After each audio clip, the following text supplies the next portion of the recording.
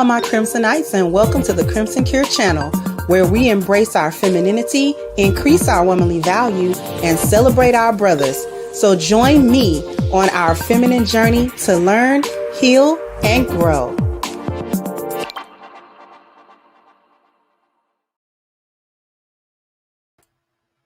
Hello, everybody. How are we doing today? How's everybody doing?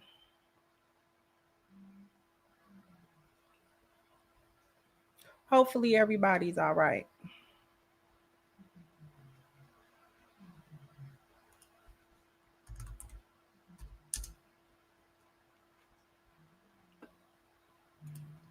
I'm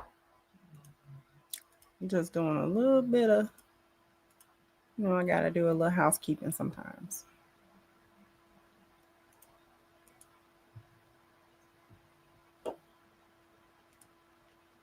Okay.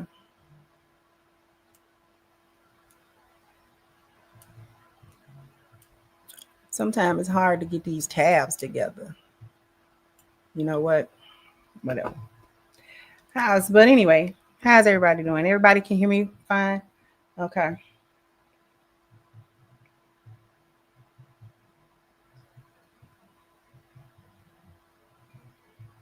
Let me see. I know it's something I forgot. Oh, I forgot to post the link. I knew it was something.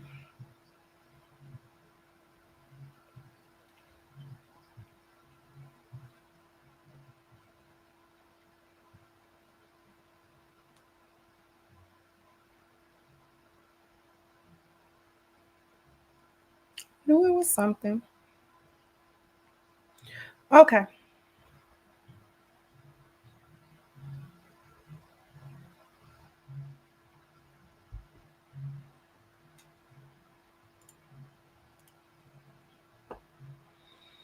All right. So I wanted to come here and talk today about the marriage rate, Black women's marriage rates, because it still seems like they don't really know what's going on, or they're pretending at this point.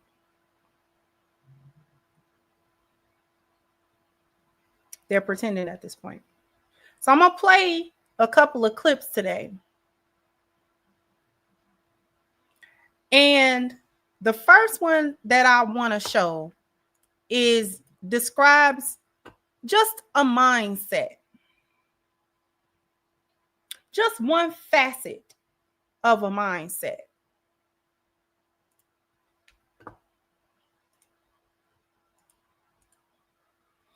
And the clip that I'm about to play, it's not even so much what she's saying.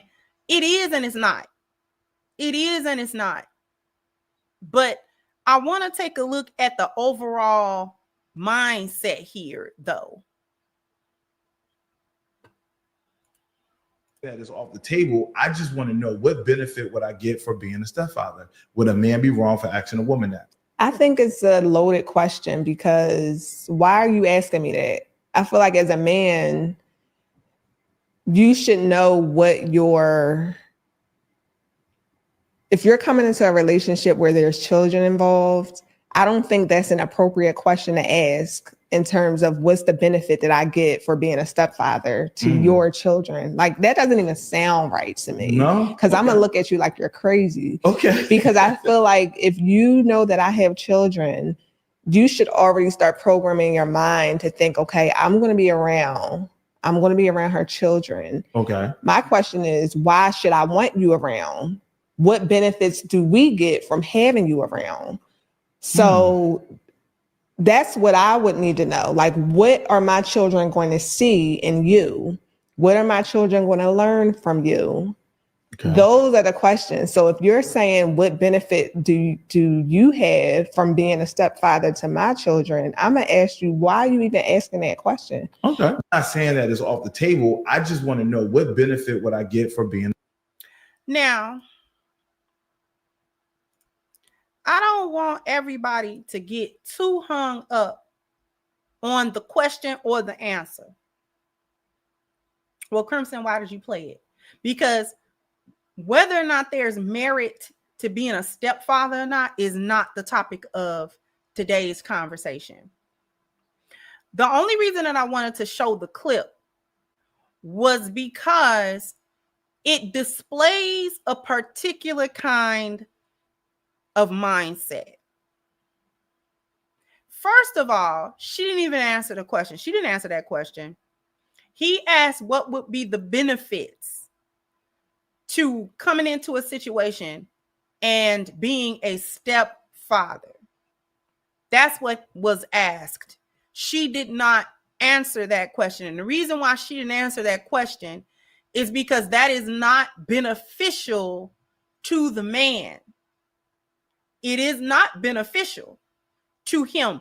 Being a stepfather is not a specific benefit to him. He may take that on if he so chooses, but it in and of itself is not a benefit. You, if you're a good woman, let's say you're widowed and you had children, but you was a good wife. You marry another man. He decides, okay, I can take you and the children. Him being a stepfather to the children is not beneficial to him in any specific way.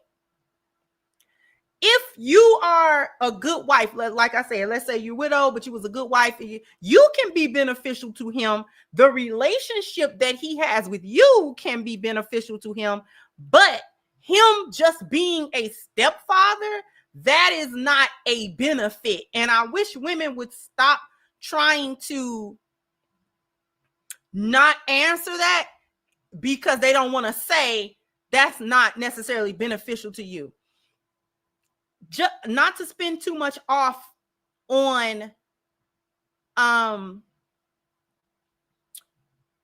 anything spiritual. In Islam, that is a very rewarding, from a law standpoint, for a man to do, to take in the widow and the orphan. To take the widow and the orphan.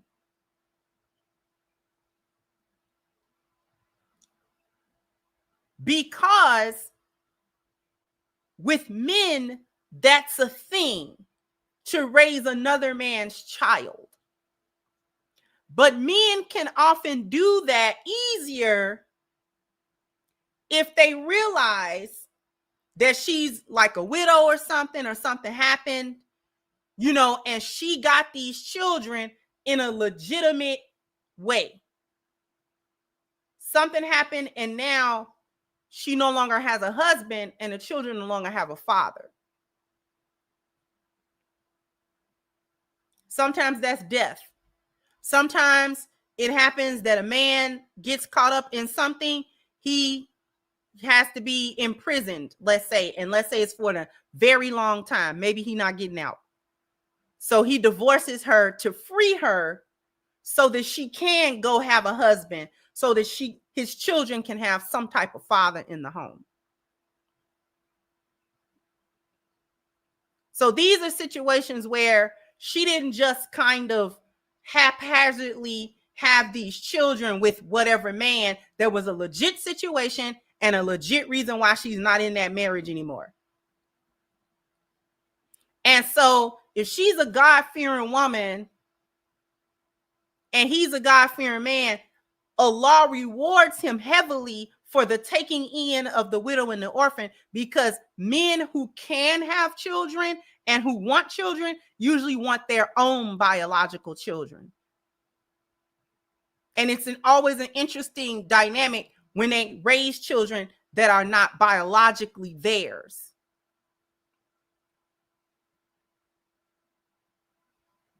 So if she can manage to be a good woman and a good wife and all of those sorts of things, sure, he can marry her.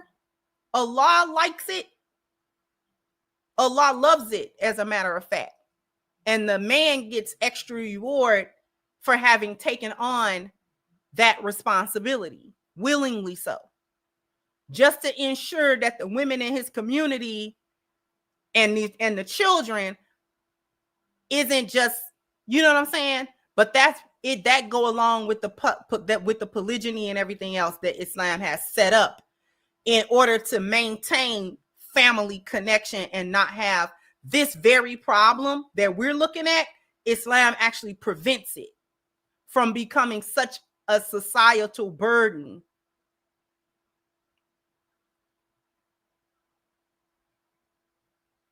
Enough of that. To bring it back to the topic at hand, it's tough for men to raise children that are not biologically theirs, because it's a responsibility that they did not create, but that they're taking. Now, if you take the responsibility knowingly, that's up to you. But the issue becomes, in this society, the women, this is not a situation where the society itself is more or less righteous. And so most of the women who have children had those children in wedlock anyway. And so that's one.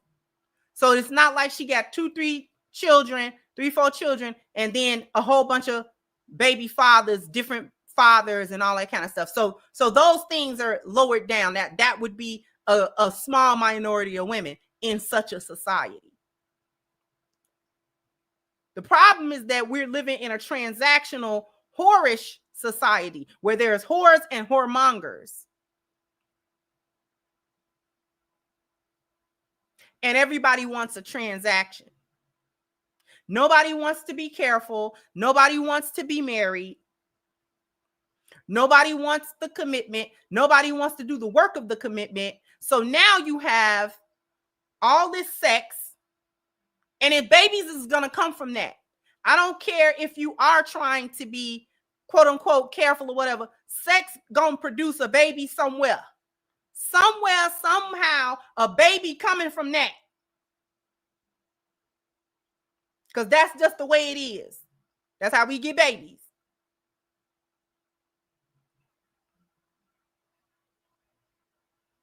Okay? All it takes is one time. It don't have to be every time.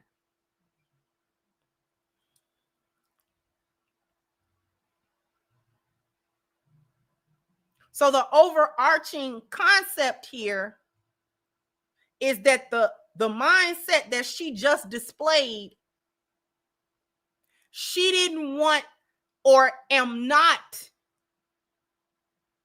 she's not trying to take accountability for. She offers nothing. And the situation that we're talking about, her children are often not in wedlock. These single mothers are more often than not, the women who have children in this society did not have those children in wedlock. Black women specifically.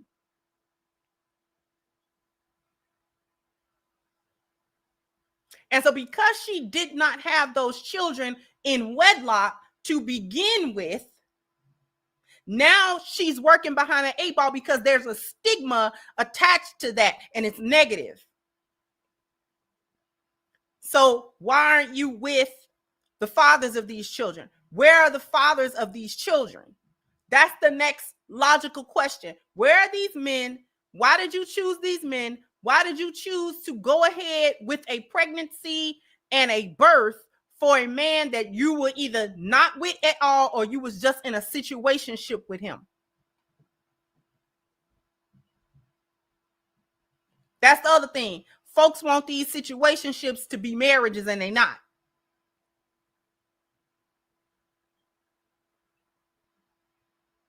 But that's a different tangent.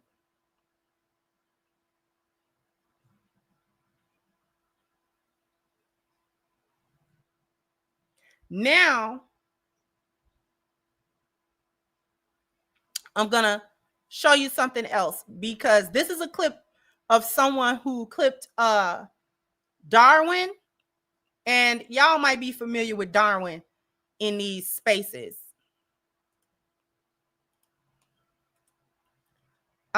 but but Darwin is sometimes on these different panels. I think he has a channel of his own.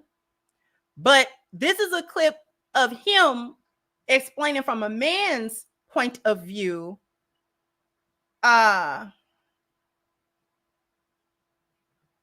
what's going on with women, why the men have stopped marrying the women. Watch this video of my brother Darwin McPherson explaining almost perfectly why men are not marrying American women. Man, watch this. Why are older men refusing to walk down the aisle? Why are women who have it all still alone? It's not an accident. It's not a phase. It's the consequence of rebellion. Today, you're getting a masterclass. By the end of this video, you'll fully understand why men stop marrying American women and why it's too late to fix it for most of them. When women abandon their feminine nature, they also abandon the very thing that made marriage attractive. Femininity isn't weakness. Femininity is the soft power that inspires leadership, protection, and provision from a man. When you remove femininity, you remove the magnetism that pulls a man into commitment. Modern women were taught to act like a man, compete with a man, and fight men. Now they're confused why men no longer want to marry them. You can't lead a woman who sees you as an opponent. You cannot protect a woman who sees you as competition. When a woman's spirit becomes combative, a man's instinct to cover her dies. Men aren't avoiding marriage because they fear commitment. They're avoiding marriage because they refuse to fight their own wives every day inside their own homes. Submission is no longer seen as an act of love. It's seen as a conditional trade deal. If you make six figures, if you buy me bags, if you give me a soft life, then I'll submit. That's not submission, that's extortion. Submission is not earned. Submission is chosen. If a woman waits until she receives everything she wants before respecting a man, she never respected him. She respected the benefits. Men finally figured it out. They finally understood. A woman who needs to be bridled into loyalty will betray you when the gifts stop flowing. You can't have the benefits of marriage without the responsibilities. But that's exactly what modern women are trying to do. They want the ring, the wedding, the Instagram pictures, the honeymoon. But what they don't want is the submission, the service, the sacrifice, the loyalty. You cannot have a strong marriage when one side thinks it's optional to obey God's order. You can't build a home when one partner is committed and the other is entitled. Marriage is not a subscription service. You don't cancel because you're temporarily unhappy. American women destroyed marriage by trying to turn it into a me-first lifestyle. And men left the building the moment they realized marriage no longer made them leaders. It made them sponsors. American culture no longer honors wives. It honors rebellion. Music, media, influencers, all telling women, be rebellious, be independent, be boss babes, be sexually liberated. Marriage? That's seen as slavery now. When rebellion becomes a woman's identity, submission becomes her enemy. And no man marries an enemy. You can't build a life with a woman who celebrates betrayal. You can't build a future with a woman who despises order. The women screaming, submission is slavery, are the same women crying at 40 with no husband, no covering, and no legacy. They glorify rebellion. Now they're choking on the loneliness it produced. A man's marriage is the most expensive investment he will ever make. And in America, the return on investment is trash. Divorce rates are high. Alimony is weaponized. Child support is extorted. False accusations are normalized. Marrying the wrong woman isn't just emotional suicide, it's financial suicide. Why would a man risk half his life's work for a woman who doesn't even believe she needs to be a wife? Marriage to a rebellious woman is like building a mansion on quicksand. No matter how much money you pour into it, it's doomed to collapse. Good men finally understood. It's better to die single with peace than to live married and enslaved. Modern women are proudly independent until it's time to pay bills alone, raise kids alone, and die alone. They brag about not needing a man, being strong, doing everything by themselves. But their funerals are filled with regret, not grandchildren. God didn't design women to live and die alone. Independence was never the goal. Legacy was. When you reject covering, you reject family. When you reject family, you reject your own future. Men see the warning signs now. When a woman is addicted to her independence, marriage to her is not a partnership. It's a fight for relevance. And no man fights for relevance in his own home. In today's dating market, too many women aren't looking for husbands. They're looking for saviors. They want men to fix their finances, heal their trauma, raise their children, pay their debts, and still be romantic on top of it. A wife is a blessing. A rescue project is a curse. Men are not emotional rehab centers. Men are not financial bailouts. Men are not child support upgrades. Marriage is supposed to multiply peace, not chaos. Good men aren't rejecting marriage because they're afraid of love. They're rejecting marriage because women stop bringing love to the table and start bringing liabilities. Feminism told women, men are the problem. Marriage is oppression. Independence is power. Now those same women are crying for companionship in their 40s. Meanwhile, the very men they despise have moved on, built wealth, found peace, and reclaimed their power. You can't believe men are trash for 20 years and then begging them for commitment when your cheeks start sagging. You can't mock leadership for 20 years and beg for a covering when loneliness sets in. Feminism sold women a one-way ticket to empowerment. It forgot to mention it was a solo trip. Men stopped marrying because feminism taught women how to be everything except wives. I'll put up part 2. Now, notice he didn't say anything about the nature of women. He was talking about the feminist mindset, how feminism trained the female mind. And this is something I talk about all the time. To answer this, what does Islam say the man needs to answer when the kids tell him, you ain't my daddy, I don't have nothing. I don't have to do nothing that you tell me. If we are talking about an actual Islamic marriage between a Muslim man and a Muslim woman, this is not a conversation that's being had. This is not a conversation that's being had. Because a Muslim wife that's valuing her deen and value her husband, this is not allowed. You ain't my daddy. This is not allowed. This level of disrespect. That's not allowed. She don't even cultivate it for a child to say it. She also does not withhold the authority over the children away from him just because he's not the biological father.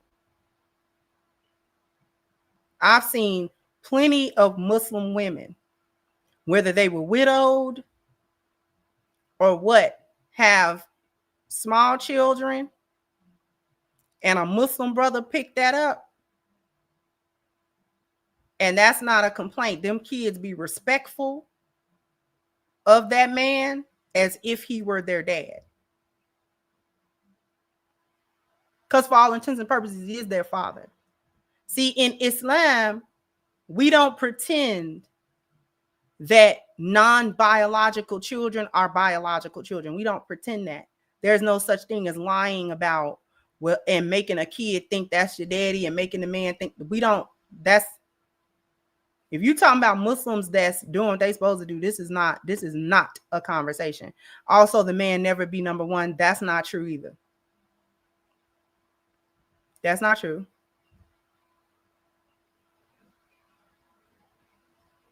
So if we talking about a Muslim woman that know how to be a Muslim, this is not a conversation. And if a child did step out of a child's place to say some foolishness like that, you best believe that the consequences are swift. They ain't gonna do it again. I got a friend who got married to a man. She had 2 children, 2 little kids.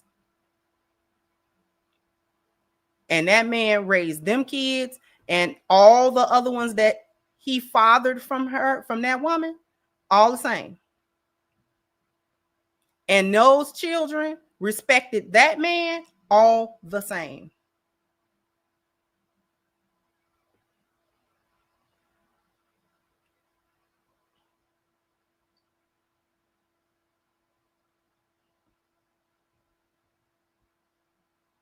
So we don't play pretend like, oh, this not your daddy, because them two little kids knew that man wasn't their father. That because they knew their father.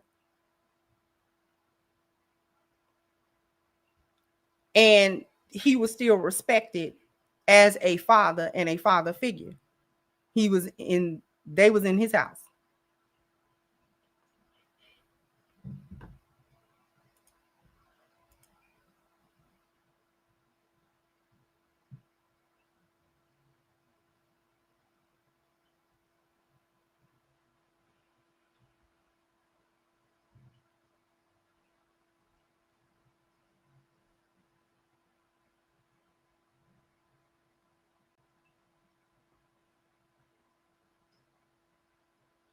Who not really Muslim? Who you talking to? Was that directed at me? Because I'm Muslim all day. Twice on Fridays. La ilaha illallah. Muhammad Rasulullah.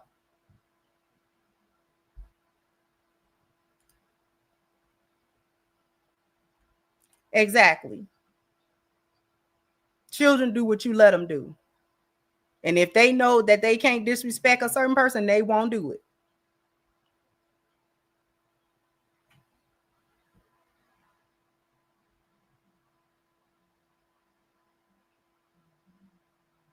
But in any case, I'm probably going to go through parts of that. But what Bruiser was talking about was absolutely the absolute truth. It is the mindset of feminism that has gotten women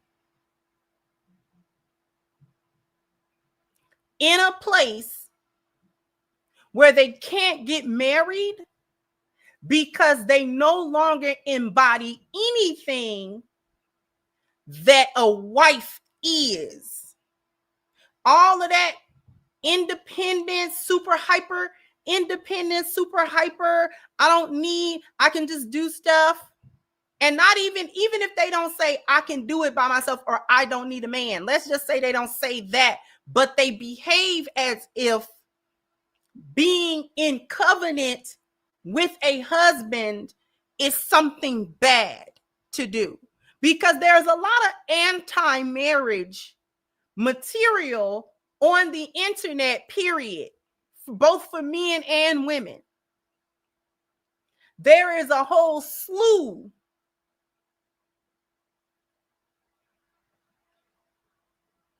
of content aimed at marriage not being anything that a woman needs to be a part of as a traditional wife. If she does get into a marriage, it has to be a contract. It can't be a covenant. That's the only way that feminism sees a woman getting into anything with a man. She gets into contract with him, not covenant with him. The covenant is the part that's being denied. And exactly, baby, it only happens in Muslim homes where they're not practicing no deen. Deen is the Islamic word. Some people use it to mean religion, but as far as Muslims are concerned, Islam is not a religion to us. It's a way of life. So deen would be better translated as way of life. The deen of Islam, or the way of life of Islam.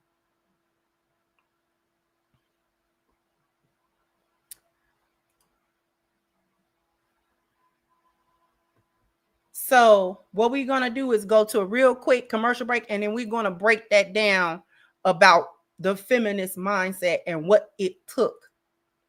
So after these messages, we'll be right back. So I need everybody to go to ashkicking.com.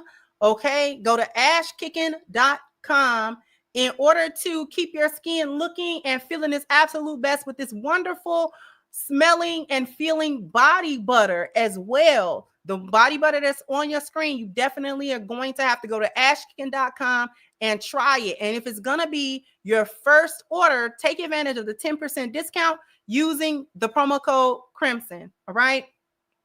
Once again, the link is pinned to the top of the chat, ashkicking.com. Oh, you guys are bam, bam, bam, bam. You got to hit the like button. Bam, bam. You got to go ahead and hit the like button. Thank you for your contribution, Wayne. Thank you so much. I appreciate you.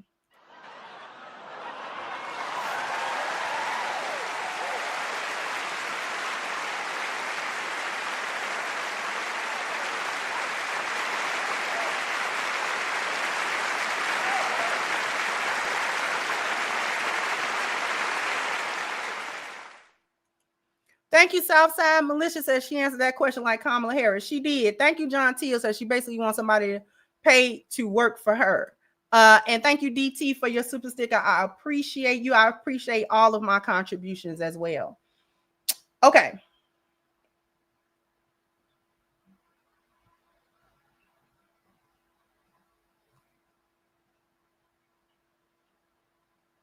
Exactly. Especially in Islam.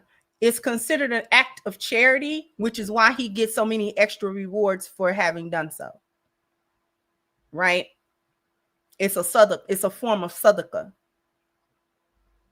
And he do that for Allah. And if he married a good wife and a good woman, then he doesn't really have any regrets about it because, you know, assuming nothing else is going on, he can have his own children with her. And if we're talking about an actual marriage, then those children are not being raised to disrespect or dishonor him.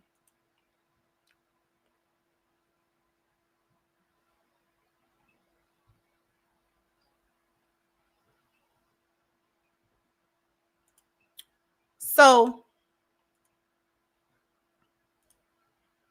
let me put it like this. So, what he was saying was the absolute truth.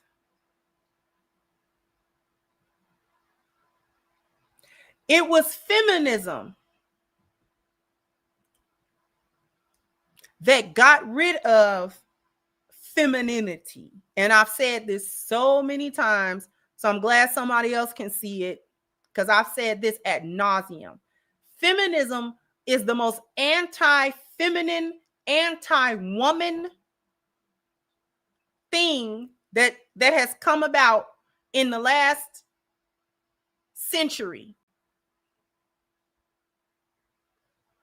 This is why I wrote my book. Somebody put the link in the chat if you want to go and see Reclaiming the Black Feminine, because only an anti-feminist can write a book about femininity, because if you are a feminist, you can't be a proponent of femininity. You can't be a proponent of femininity if you are a feminist, because a feminist is a woman or man who is actually the most misogynistic, the most anti-woman, because it goes against everything that it takes to be a woman. Everything that it takes to be a wife, feminism goes against it. It preaches against it. It preaches against the covenant and it teaches against the covenant of and the order of the Most High. It teaches against that. And the reason that's important is because marriage as the covenant come from the Most High. It don't come from the government. It don't come from the state. It don't come from that contract that's a marriage license. It don't come from the wedding. It don't come from that specific position was created by the Most High, and it was defined by the Most High. What is a husband supposed to do? What is a wife supposed to do? That is not something that mankind came up on their own. because we see what we do when left to our own devices. We don't do that. We slut around and we have sex with each other and we have situationships with each other and we have broken connections with each other. So without the guidance of the Most High, that's a good idea. Without the guidance of the Most High, you see what we get up to. Because we think that and just to understand it, we know the difference. We know that being together in an intimate way is actually should be marriage. Because you know how we know? Because we get into situationships and get mad that they're not marriages. We get into situationships and get mad that they're not marriages.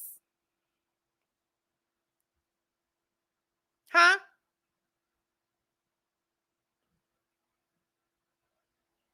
We get into situationships with each other. No definition, no commitment, no this, no that. Man, she cheated on me. Oh, he cheated on me. Nobody's cheating on anybody. If you ain't never been married, you ain't never got cheated on. Boom. Huh. Boop. There, I said it. If you ain't never been married, you ain't never got cheated on. Man or woman. You might as well get over it. Nobody betrayed you. Getting into situationships, mad that they don't operate like a marriage. Getting into situationships as a female, mad that he don't provide for you like a husband. He not your husband. He not your husband. So he ain't made no covenant with you under God, and he ain't made no contract with you under man. He ain't your husband. So you sitting there like the old folks say, playing house with him? What is that? 4, 5, 6, 7, 8, 9, 10 years. And y'all ain't hopped the broom. Y'all ain't did nothing that would solidify you, whether we call it a spiritual marriage, a statement. You ain't did either one of them. You haven't done either of them. You've done nothing. Nothing at all. You've not recognized it at all. Getting into situationships as a man, mad that she don't submit and listen to you. You're not her husband. She's not your wife. Submission is for husbands. Not the man you sleeping with and let clap your cheeks. That submission not for him. So you getting in situationships with her, mad that she don't listen, mad that she rebellious, mad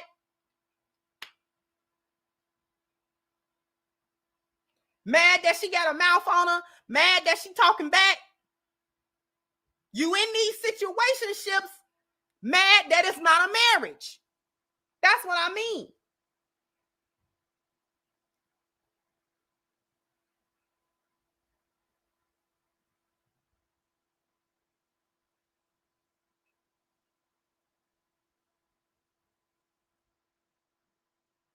And because we are mad at these situationships, because they don't operate like the Most High said we supposed to operate, that's because you ain't doing what the Most High told you to do.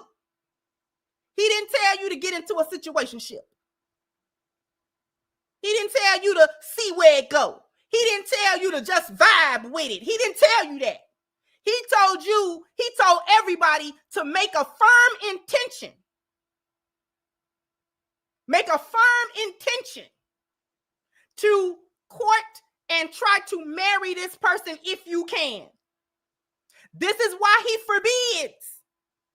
This is why he forbids zina and the fornication. And to say this is why Allah say don't do that.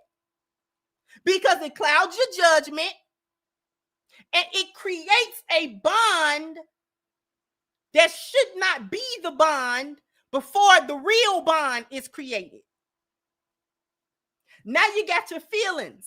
Now, you know what I'm saying, you done gave your body to this man. Now you done went into this woman. You done gave this body to this man that's not your husband. Now you trying to figure out what he doing, and now you want to go through his phone. No, he's not your man. That's not your man. That's a man you committed zina with. That's not your husband. That's why it's going off the rails, because you did something you weren't supposed to do. You done went, as a man, you done went to this woman and you done screwed her with your best tricks. Now you wondering why she want to call you all the time. Because you done did everything to this woman. You done hit the bottom of it. You done sucked and licked and tossed and turned and put her in a half Nelson. You done did everything. Now you trying to figure out why she calling you. Because you done did something to her that you weren't supposed to do to her. You weren't supposed to do that to her.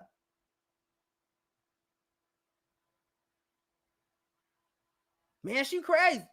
And she called me all the time. Yeah. You put in a chicken wing. Remember that? Do you remember that?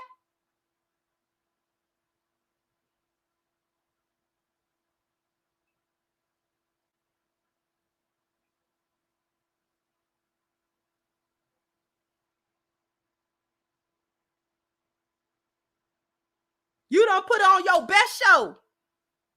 Now you trying to figure out, why she showed up at your job. Cause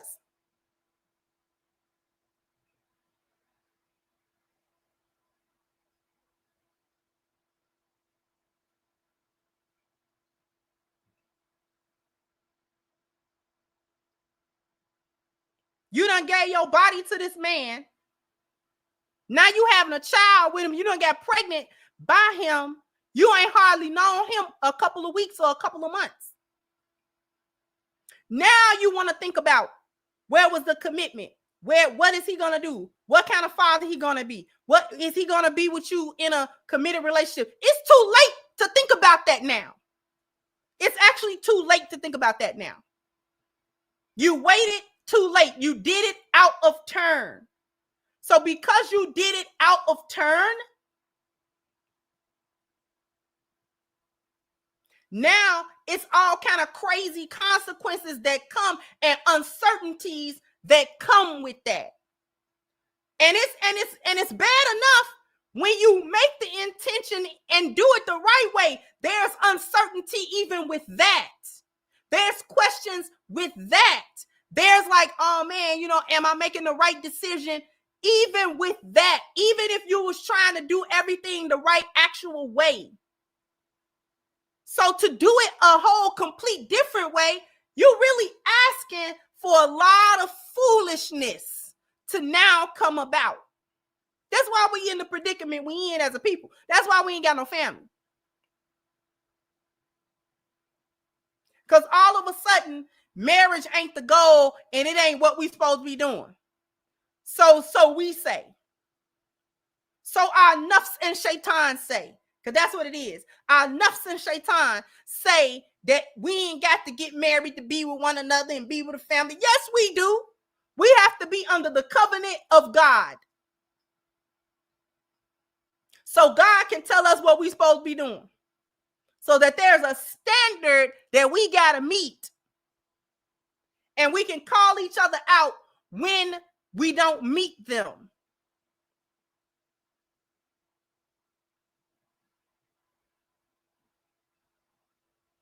Everything we supposed to do, Allah done told us how to do it, and we've decided that we don't got to do it that way. We can do it another way, and this is why we in the predicament. This is why feminism was able to take a foothold in the minds of so many of these women, because God was absent. Shaitan cannot infiltrate the mind and the heart that is in the remembrance of Allah. When you forget Allah, you open yourself to the machinations and the whispers of the shaitan. And that works whether you Muslim or not, because we collectively forgot God as a group, as a culture. We collectively forgot God. And so when we forgot God, nature abhors a vacuum. So Shaitan come to fill that space. Oh, you don't have God in that space, so let me come to the space. And I'm gonna come to the space with so much foolishness, you can't even believe. You can't even believe how much foolishness I can bring.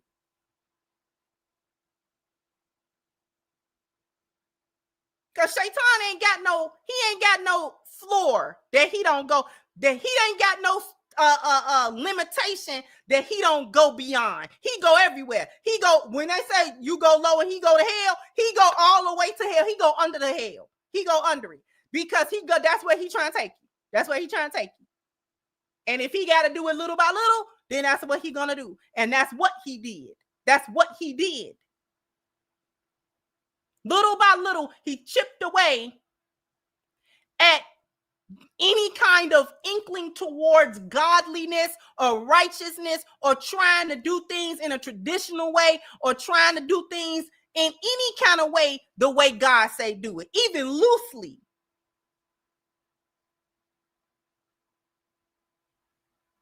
We took it away from God. We took it away from churches and stuff like that. Folks, you don't even get married in the house of the Lord no more. You don't even you want to go to these venues and get a justice of the peace.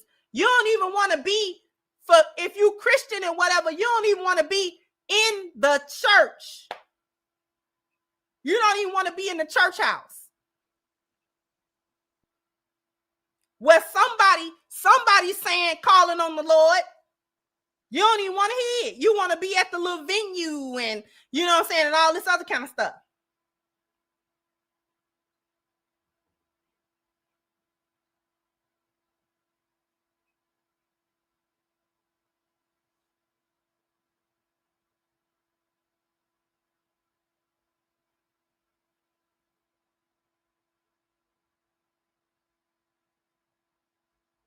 So the feminism was the most anti-woman. It's mostly anti-God, because it talks against and preaches against the station that Allah gave to women for wifehood and helpmeet. That is a station. That's a position. That's a title. Wife is a title, just like husband is. Husband is a title. Wife is a title. It comes with a job description.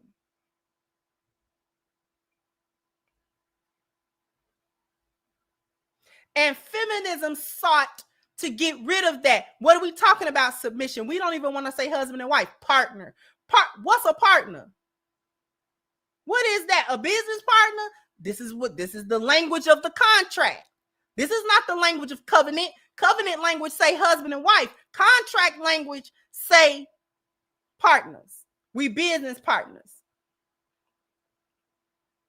That's why you got to have a certain amount of money to be with you, and a certain amount of this and a certain amount of that. And if he ain't paying, and if she ain't doing, and if no thought to what it's supposed to be from a spiritual standpoint. And you have people fighting with me in this space when I said a marriage is spiritual. That happens spiritually before we go anywhere and get any piece of paper or approval from anybody. That happened in your heart.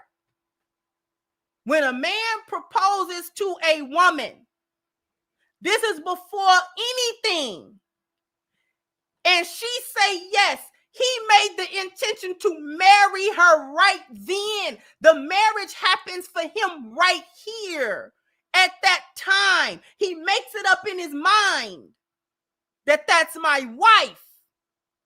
The asking is just because, as a respect for the fact that she's an autonomous human being, I have to ask her if she want to be in my nikah.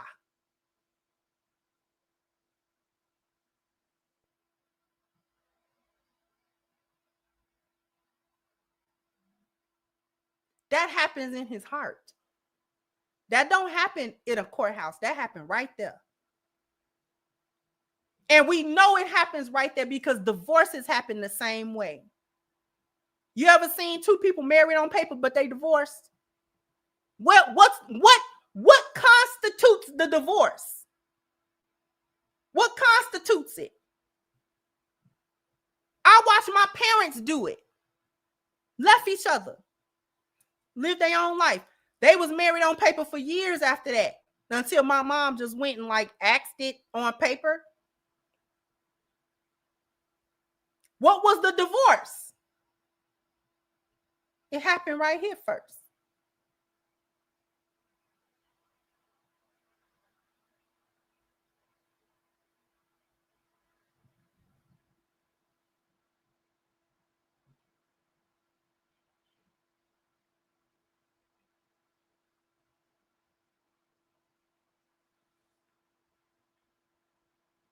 So feminism talks all against that. It talks against the station of wife.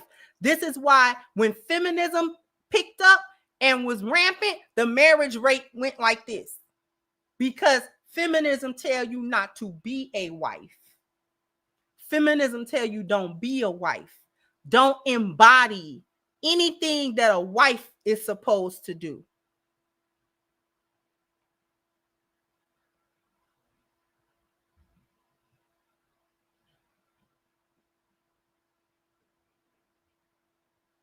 Don't listen to your husband. Don't submit to your husband. Don't love and respect your husband.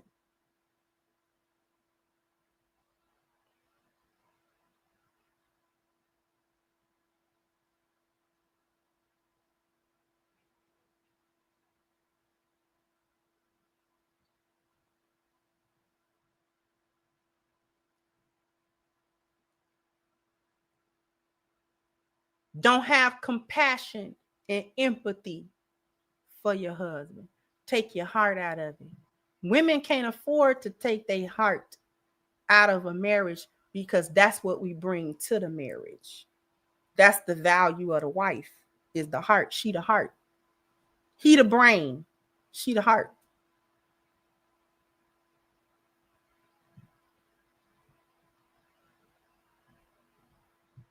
He the brain.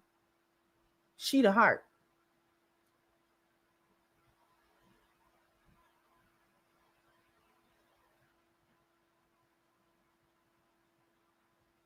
And feminism told women to take their heart out. Don't bring the heart. Don't bring your heart. But if we don't bring our heart, we ain't bring nothing. We don't got nothing else to bring. We don't have nothing else to bring. Because if we're talking about a good woman, her heart encompasses all of the wifely duties that the man is looking for her to fulfill. Her heart, that's in her heart. That's not in her mind. A woman's wifely duties are not in her mind, they're in her heart.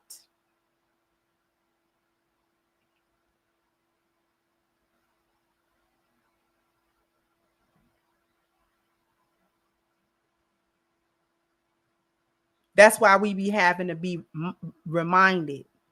The men have to tap the mind of the tasks, the smaller tasks of it. But the dedication is in our hearts already. This is why when you have a wife with a submitted heart, it's not difficult to remind her of the task that you want done.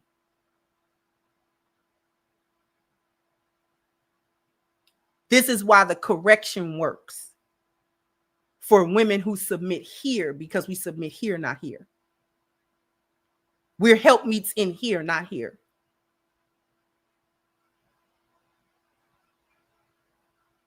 This is why men assign the task. We don't have the task. We have the willing. We have the heart, the will.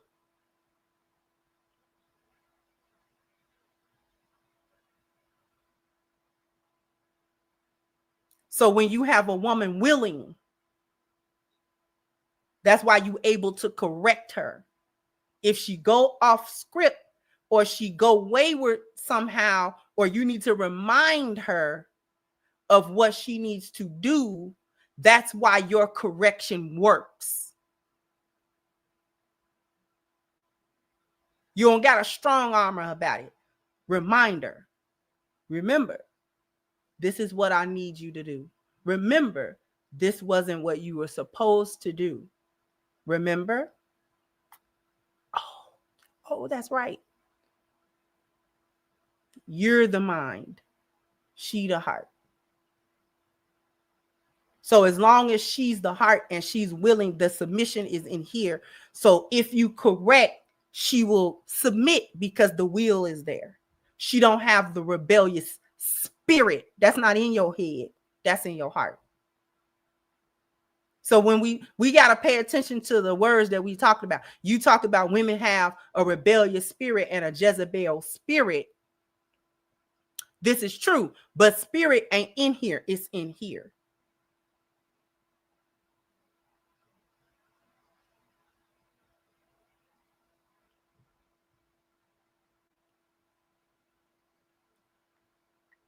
This is why correction don't work for her.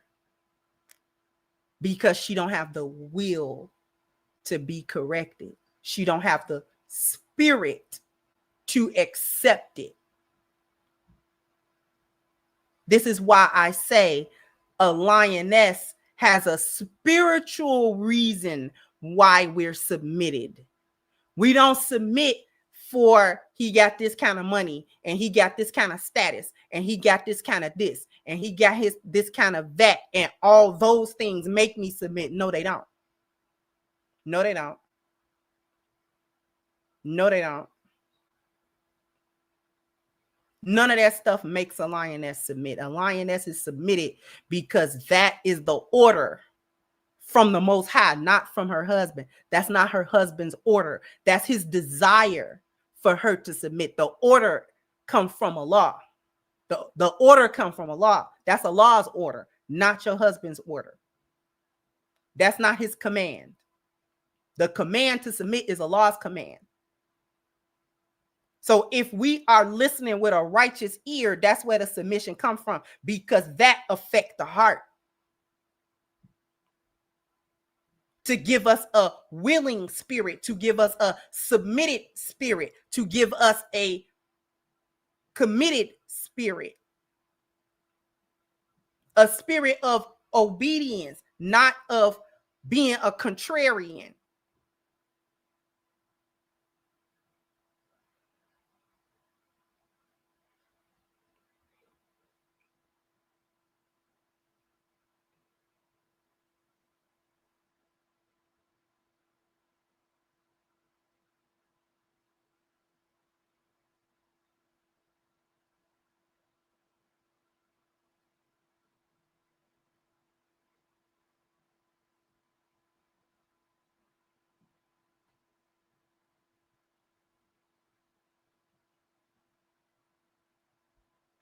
That's where it comes from.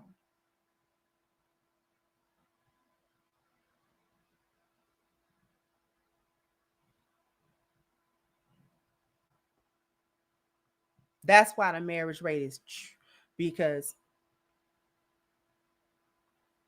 the spirit is combative and contrary. It's not just combative and contrary to men. It is combative and contrary to God.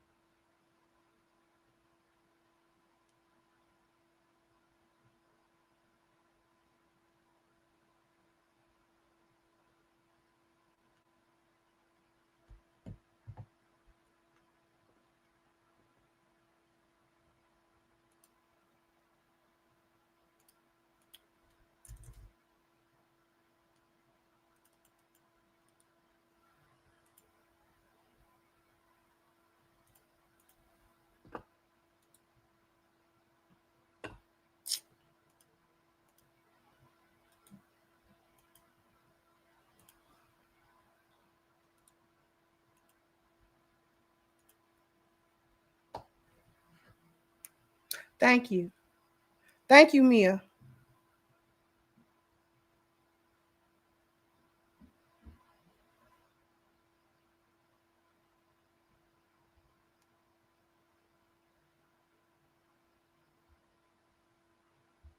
Thank you, Mia and Nicole. I appreciate you.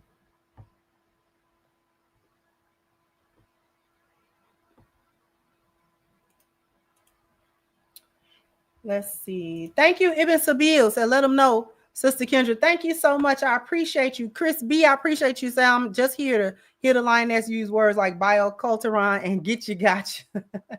Thank you, DT, for your super sticker. Appreciate you. Thank you again. Ibn Sabil said, Chast society is a safe society with the permission of God. Thank you, Elder Ben. I appreciate all of your support. Thank you so much.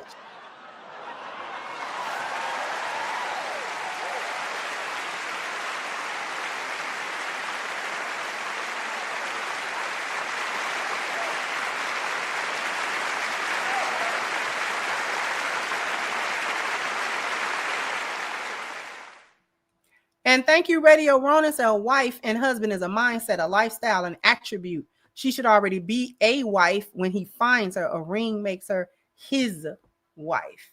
Exactly. Exactly. And thank you to Real Books. Are you cooking? CC, get the likes up at least. Appreciate you. I appreciate you as well. Thank you so much. Exactly. Said, yes, the heart. Verily, in the body is a piece of flesh, which if sound, the entire body is sound. And if corrupt, the entire body is corrupt. Truly, it is the heart. From Rasulullah sallallahu alaihi wasallam. So we're going to get out of here. But before we go,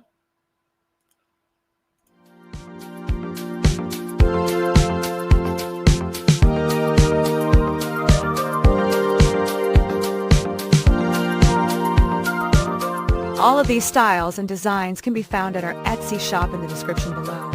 Aaliyah's Unique Boutique. At Etsy.com. Follow us on IG at Aaliyah's Unique Boutique. the link is pinned to the top of the chat. Aaliyah's Unique Boutique. Go ahead, check it out. Go get you or the woman in your life a pair of earrings or a few pairs of earrings. They are handmade and hand designed. So you definitely are going to get a very unique pair of earrings. All of them are very unique. The inventory for the shop is always updating as well. So you definitely are going to find something that you love. Once again, the link, Aaliyah's Unique Boutique, is pinned to the top of the chat. Thank you, J-Dubs. A little something for the collection plate. I appreciate that. All right, and we're going to go ahead and get out of here. So jump down in the comment section. Let me know what you think. Like, share, subscribe to the channel if you have not. Once again, I'm your host, is The Crimson Cure, and this was my perspective. Bye-bye, Crimsonites.